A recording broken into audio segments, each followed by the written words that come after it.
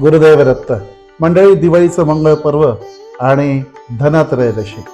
मागच्या भागात आपण पाहिलं धनत्रयोदशीची काय काय तयारी करून ठेवायची आहे. आज आपण बघूया या पूजनामध्ये कशा कशाचा वापर करायचा आहे.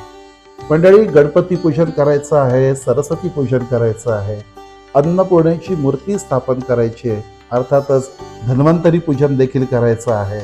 आणि हे सगळं केल्यानंतर कुबेर पूजन आणि सगळ्यात शेवटी लक्ष्मी मातेची मूर्ती स्थापित करायची आहे आणि तिची देखील पूजा करायची आहे.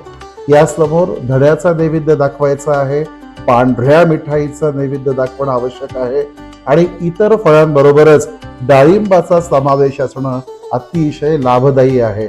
अशा प्रकारे आपण धनत्रयोदशीची पूजा संपन्न करा. त्याचं वर्षभर तुम्हाला खूप चांगलं फळ मिळणार.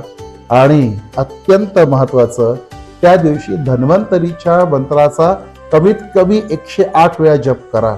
अशानं संपूर्ण कुटुंबाचं आणि स्वतःचं देखील आरोग्य अतिशय समाधानकारक राहील. उपाय करून तर बघा. गुरुदैव दत्त.